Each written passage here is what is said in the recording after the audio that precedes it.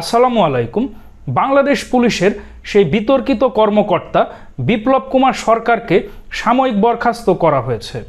আপনারা অবশ্যই বাংলাদেশ পুলিশের বিতর্কিত কর্মকর্তা বিপ্লব কুমার সরকারকে চেনেন, যিনি ঢাকা মেট্রোপলিটন পুলিশের যুগ্ম কমিশনার হিসাবে কর্মরত ছিলেন এবং তিনি বিগত শেখ হাসিনা সরকারের আমলে খুবই বিতর্কিত ছিলেন। বিরোধী দল দমন করা এবং ছাত্র জনতার উপর গুলি করার নির্দেশ দেওয়া সহ বিএনপির শীর্ষ একজন নেতা জয়নুল আবেদিন ফারুকের গায়ে হাত তোলা সহ আরও অনেক অভিযোগ ছিল। আর 5ই আগস্ট শেখ হাসিনার সরকার পতন হলে তিনি পালিয়ে আত্মগোপনে চলে যান। এরপর থেকে তিনি আর কর্মক্ষেত্রে যোগদান করেননি এবং অবশেষে স্বরাষ্ট্র মন্ত্রণালয়ের জননিরাপত্তা বিভাগের পুলিশ এক শাখা থেকে একটি প্রজ্ঞাপনের মাধ্যমে এই বিপ্লব কুমার সরকারকে সাময়িক বরখাস্ত করা হয়।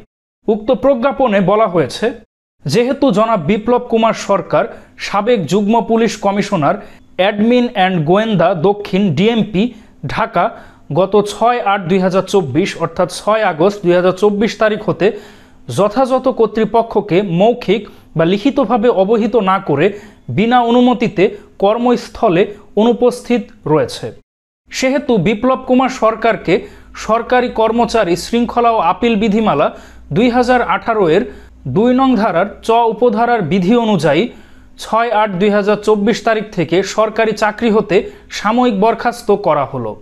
আর সাময়িক বরখাস্তকালীন তিনি বরিশাল রেঞ্জ ডিআইজির কার্যালয়ে সংযুক্ত থাকবেন এবং বিধি অনুযায়ী খোরপোশ ভাতা প্রাপ্য হবেন। জনস্বার্থে এ আদেশ জারি করা হলো রাষ্ট্রপতির আদেশক্রমে। আর 5ই আগস্ট শেখ হাসিনা সরকার পতনের পর 27টি খুনের মামলায় আসামি হয়েছেন এই বিপ্লব কুমার সরকার।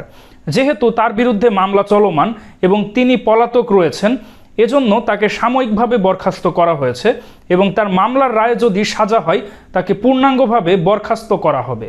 আর যেহেতু তার বিরুদ্ধে মামলাও চলমান রয়েছে, তো আদালতে যদি তার মামলাগুলো প্রমাণ হয় তাকে পূর্ণাঙ্গভাবে বরখাস্তও করা হবে।